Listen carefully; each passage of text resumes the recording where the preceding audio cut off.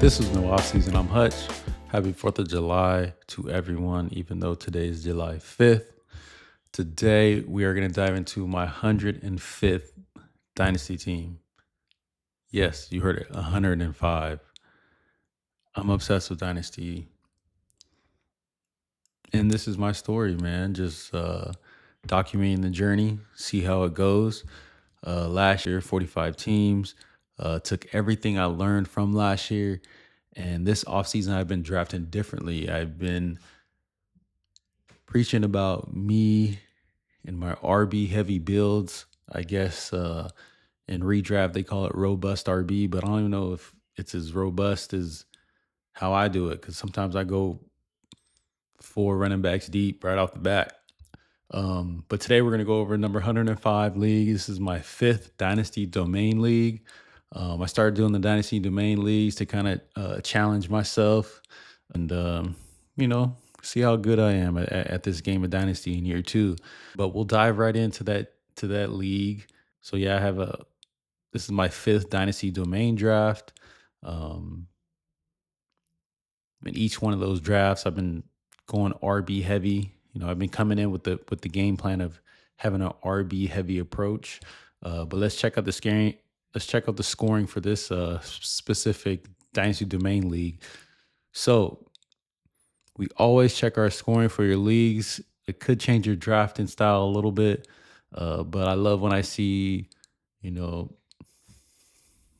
points or scoring that benefits running backs because that's how heavy I'm drafting. How heavy I'm drafting this year. But what is crazy is I've been listening to a lot of podcasts and watching a lot of YouTube, and it's almost getting time for the redraft season, and I've been doing a couple of best ball on DraftKings, and man, the RBs go fast. So I mean, like it's pretty crazy how fast the RBs go, and I'm like,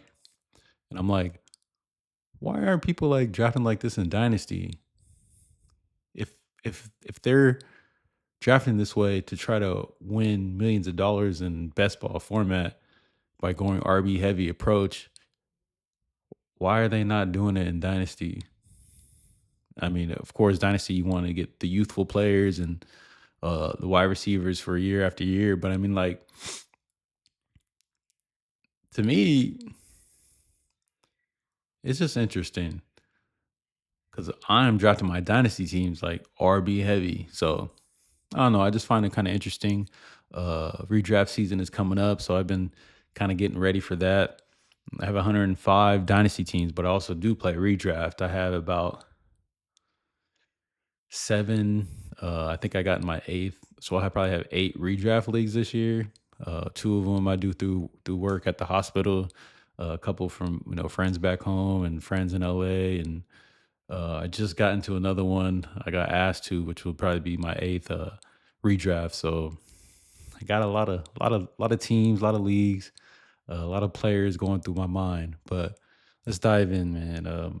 So this is, I think, the first Dynasty Domain draft where we're doing a 4-point passing TD.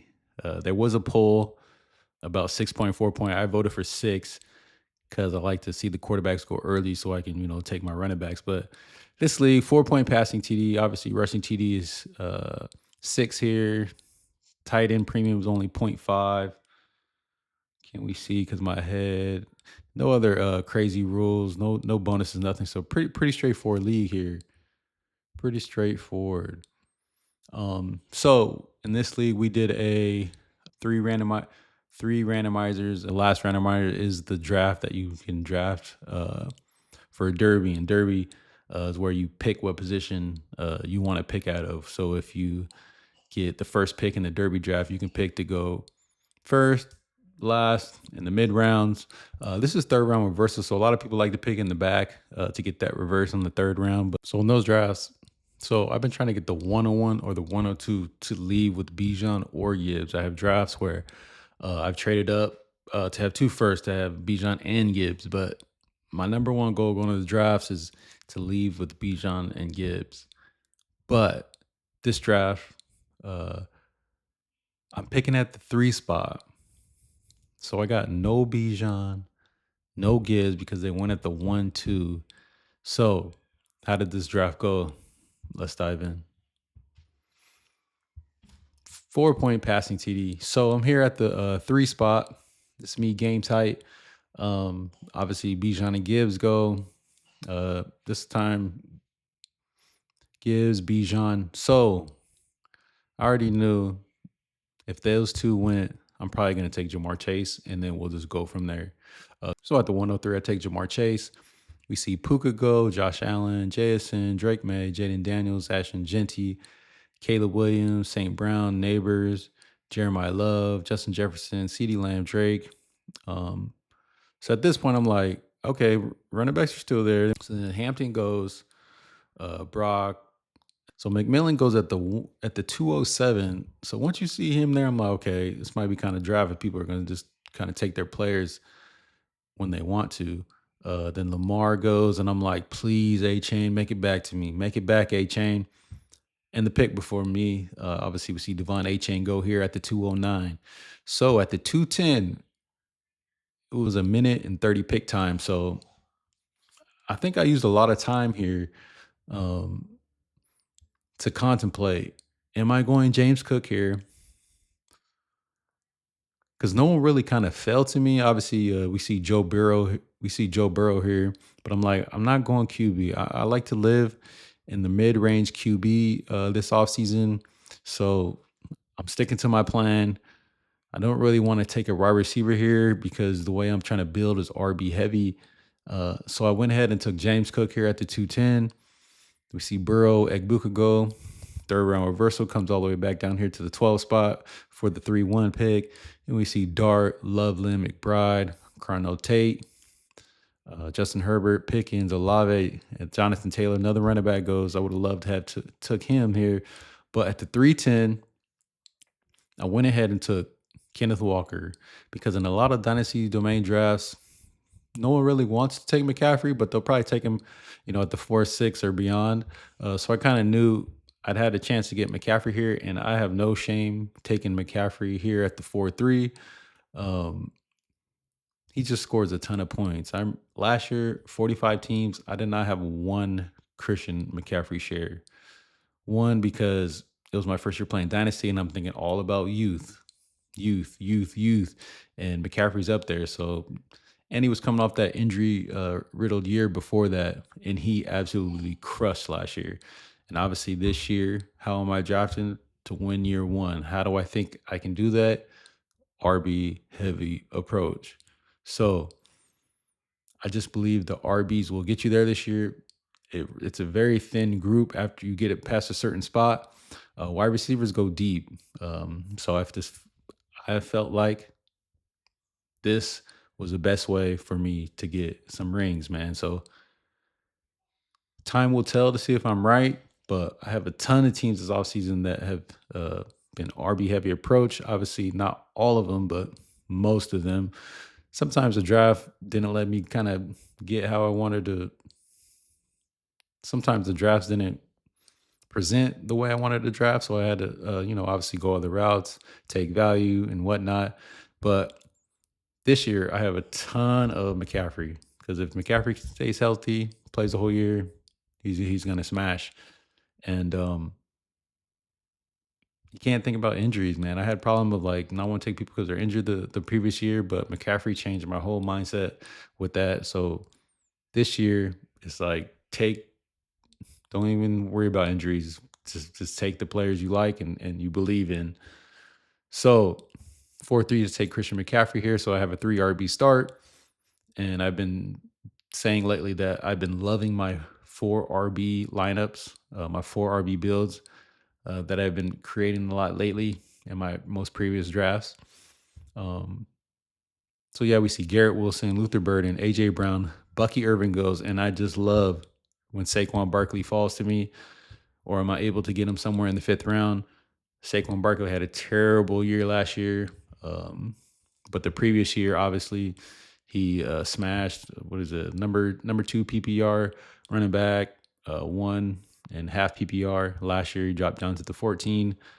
But as everyone says, the offensive coordinator last year was absolutely horrible. He is gone. They have a new offensive coordinator in there. And, obviously they lose AJ Brown, but I feel like it's going to be less drama and they're kind of just going to run their offense to the best of their ability with no distractions. So I think Philly's going to do pretty good this year.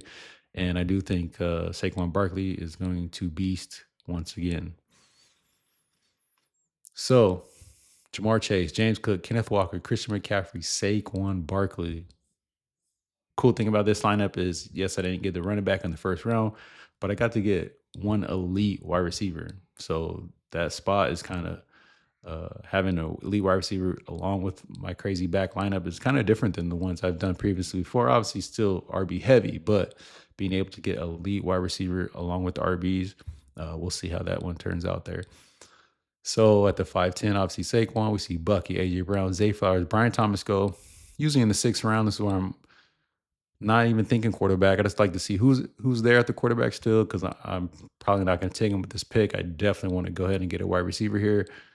And I take Devontae Smith here, another Philadelphia Eagle. Obviously, same thing I said about Saquon, new offensive coordinator. AJ Brown's gone, so he's officially the number one guy. So is he going to be a top 10 wide receiver? Hope so, but I don't think so. But he is going to get a ton of volume. So having that with my crazy backs, I like to say other guys in the lineup outside of my running backs, just do your job and the team will be successful. So we see running backs go off, Scatterboo, Williams, ETN. And then I don't want to see quarterbacks go, obviously, because I don't have none, but we see Jordan Love, Jared Goff, Cam Ward, more backs, Tootin, Josh Jacobs, Baker, Tyler Shuck. And, the cool thing about taking running backs early is like you get your running backs and then you literally kind of don't have to worry about it from there. And then I know mentally people start looking at the board and like, either they don't have backs or thinking I got to get backs, or they start looking around like, dang, he has a ton of backs. Someone has, Hampton, Genty, at least one back. So then you kind of feel the little bit of pressure, like, okay, I need to get running backs now.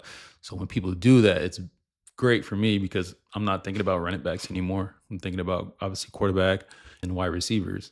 I'm not even thinking about tight ends really, because this year I'm comfortable taking late round tight ends like Mark Andrews and Dallas Goedert because they're the number ones for their team and they get volume. So I know Colson Loveland, Tyler Warrens, and McBride's sexy players, but I want to win year one. And I think letting those tight ends go while I'm taking the backs is how I think I'm going to win this year. But we'll see. Obviously, this year hasn't played out yet. Who never knows, but we'll see. So, yeah, Tyler Shuck, Derrick Henry, Harold Fannin, Tucker Kraft.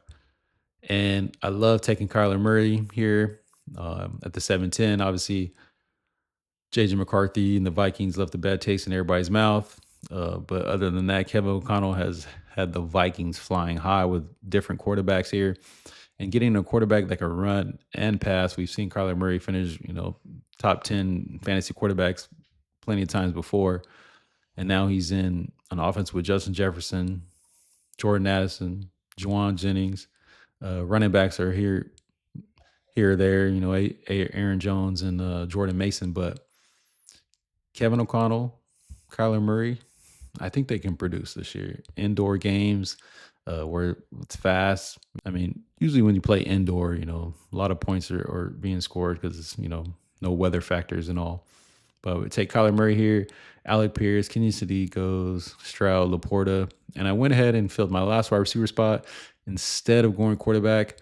So being here on the clock, I look and like what quarterbacks are still there. So at the time, Stafford was there, Darnold, Malik Willis, Bryce Young, Daniel Jones, Tua. So those quarterbacks are still there. So I'm like, I take a look at the board. I see a lot of people have quarterbacks. So I'm like hoping that no one tries to take their third quarterback, but I'm willing to take the chances just because plenty of quarterbacks are there and I'm not I don't mind taking those mid-level guys there.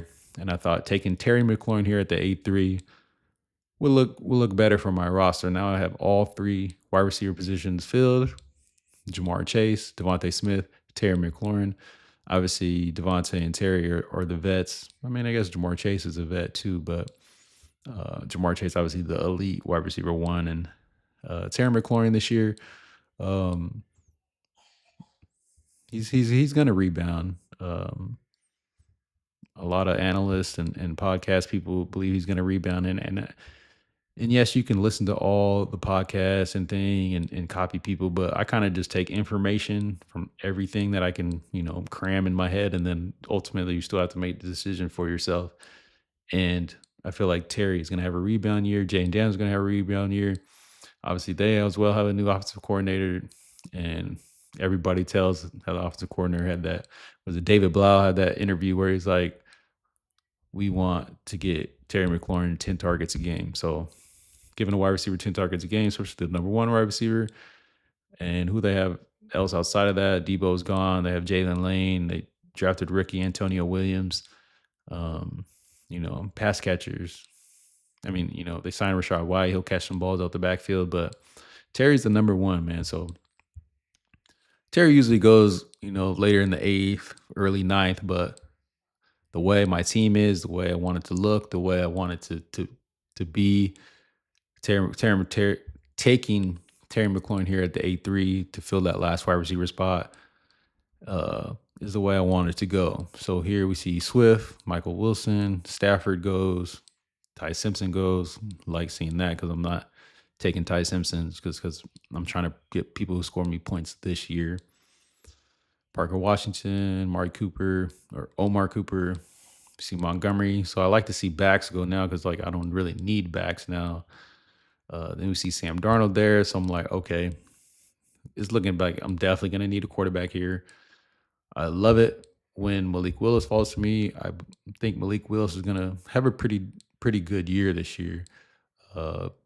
People think he's going to have a good year. Some people think he's not going to have a good year, but it's all about what do you think? Because you're making these picks when you're on the clock. You have to click that button. And I do think, yes, they don't have a lot of wide receivers and thing, but Malik uses his legs a lot.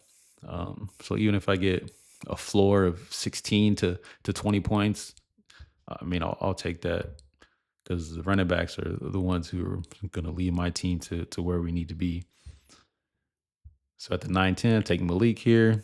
Bryce Young goes, Wandell, Monongai goes. And when Monongai goes here, I'm thinking, if Aranda Gadsden's here, I think I might take him here. It's a tight end with upside. Yes, I'm okay taking Mark Andrews and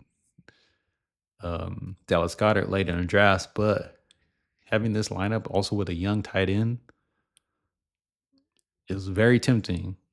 But we canceled all that because the guy right before me went ahead and took Gadsden anyway. So it actually made the decision for me easier. I went ahead and got my third QB here with Daniel Jones. If people are worried about his Achilles injury, but I kind of try to throw injuries out the way because you never know how a guy is really going to produce. You kind of take the chance or you don't. So I think Daniel Jones will come back, have a pretty good year. So I went ahead and took my third quarterback here. So now I have Kyler Murray, Malik Willis, and Daniel Jones. Obviously, nothing. What we say? Nothing super crazy like having Jalen Hurts or Trevor Lawrence or Lamar to have your QB set week to week and you don't really have to change. But yes, I have Kyler Murray, Malik, and Dan Jones, but I at least have three that I can kind of work with, kind of shuffle in and out the lineup. So I went ahead and took Daniel Jones there, and obviously I have my three wide receivers filled, and then this league only has 2 flex, so I already have my 2 running backs full. My 2 running back positions full and my 2 flex with Christian McCaffrey and Saquon. So it's more about filling your lineup up, having a stronger starting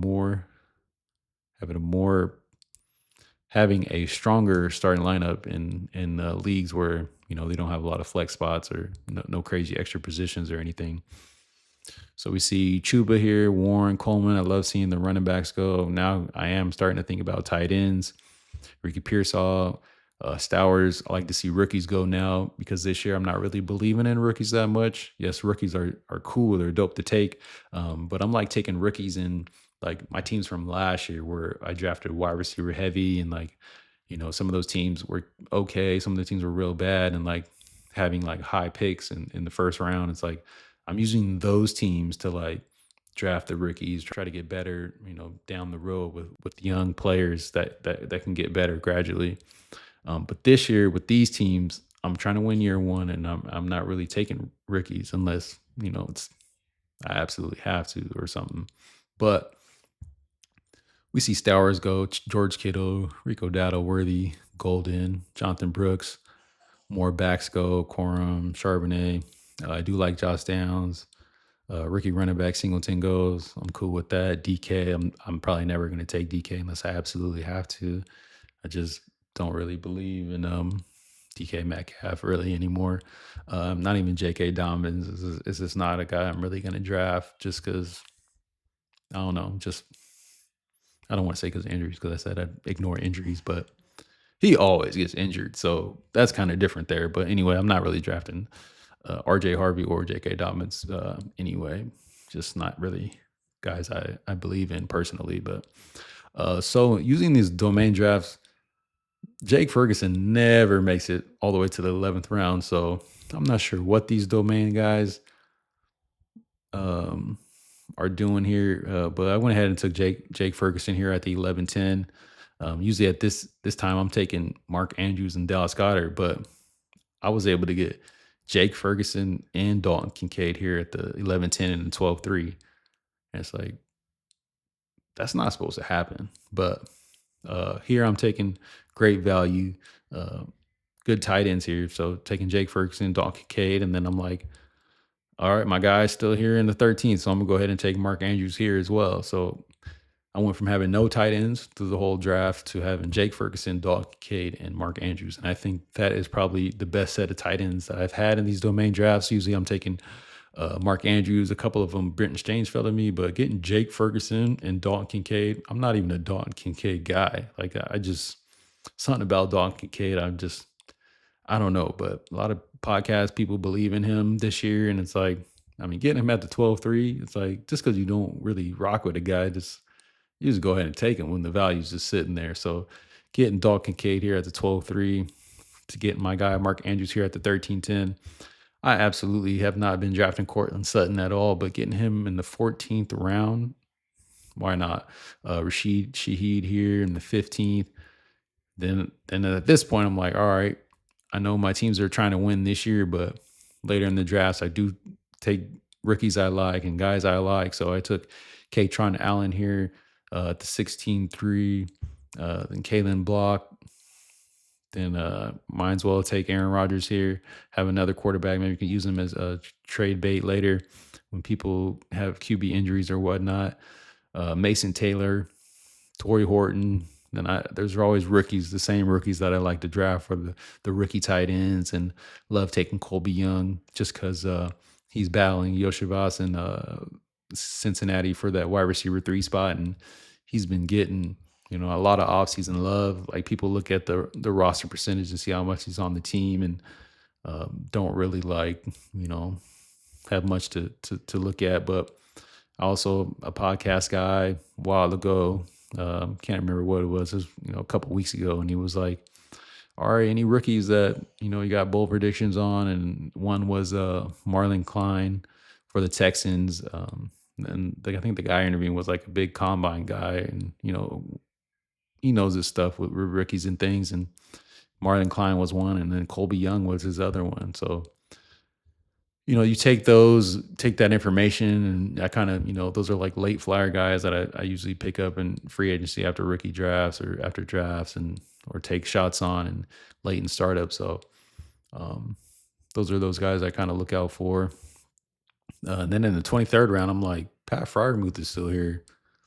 I know I got a lot of tight ends, but Pat Freiermuth and the Mike McCarthy offense, yes, it's not in Dallas, it's in Pittsburgh, but Mike McCarthy likes to throw that rock. So, and then Ricky Koziel for Jacksonville, same guys I like to draft at the end of drafts. And for my last pick, I took Dontavian Wicks here. So Obviously, that's the squad there, RB heavy approach. But this one has the nice bonus of having Jamar Chase on the squad. So let's actually take a look at the team. Obviously, lately, um, I've been drafting. I've been on the way I've been drafting lately with the RB heavy approach. I'm on a streak of, I know projections ain't everything, but I'm on a streak of seeing the week one projection and it's just being green bean. What's that? 1, 2, 3, 4, 5, 6, 7, 8, 9, 10, 11, 12, 13, 14, 15, 16, 17, 18, 19, 20, 21, 22, 23, 24, 25, 26, 27, 27 straight drafted teams with a winning projection in week one. Projections ain't everything, but that RB heavy approach is looking nice, man. 27 straight. 27 straight. But let's take a look at the squad. Kyler Murray, James Cook, Christian McCaffrey, Jamar Chase, Devontae Smith, Terry McLaurin, Jake Ferguson, Kenneth Walker, Saquon Barkley, and Malik Willis, with a backup QB Daniel Jones and Aaron Rodgers. Couple of vets, couple of rooks here. My tight ends. I got a ton of good tight ends here, so maybe we can make some trades for some draft picks. I got some spots to fill here because I moved my guys to the taxi position. All my draft picks. This is a team to my eye that looks pretty good. Overpower people with the running backs. James Cook, Christian McCaffrey, Kenneth Walker, Saquon. People want the youth, but I want the points. So this is the way I'm drafting this year. Whether people talk mess or not, it's like this is the vision that I have for how I want my teams to look. But we got the World Cup game. We got the World Cup game today. Mexico and England. It's going to be a good one. Did it start? I know they had a weather delay, but man, how about Norway and that guy Holland? I'm not the biggest soccer fan. I know soccer because I played FIFA back in the day and thing, but I'm not gonna watch like every game. But the World Cup I do watch, and that boy on Norway, man, he had that header for the first goal, but that second goal. I mean, if y'all ain't soccer fans, just YouTube. I want to say Tom Holland, but that sounds like the guy, Spider-Man, who's married to Zendaya. I know his name's not Tom Holland, but Holland from Norway. That second goal, man. If you haven't seen it, look it up on Twitter, look it up on YouTube. That second goal was clean. And just, when you watch goals live while you're watching, it's a different feeling than, checking back. But I seen it live and it was pretty dope. But yeah, I'm in 105 leagues. I've been telling myself, 100, I'm capping it, and I'm at 105. And now I'm at 105. I'm saying, like, all right, man, take it easy. We already grinding. I know you love it. I know it's fun. The strategy behind it is amazing for my brain. Let's tone it down. But I ended up getting in one more league, man. So I have 106 leagues. This league got me because it was an auction draft. Them auction drafts, I used to tell myself no more auction drafts for like redraft. No more auctions. Not my thing. But the auction drafts for Dynasty hit on a whole different level.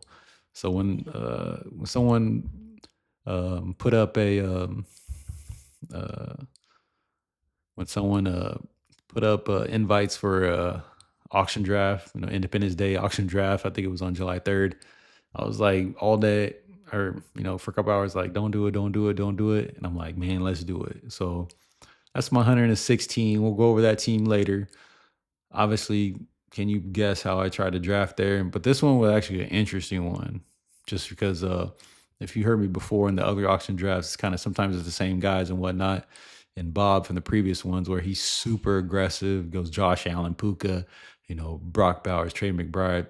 Uh, I always use him as like, you know, I like what he's doing because I know he's going to have real strong teams year one. So I had to build my teams to be his teams. But he was a little different here in this one. He tried to stop me from getting my guys. So tune in for that episode, man, because it's an interesting one, and the kind of the way I ended up going was different than I usually do.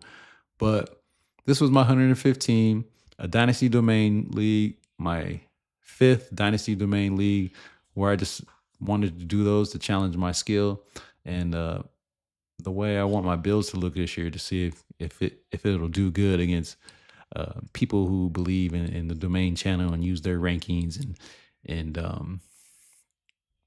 their information to do all their startups.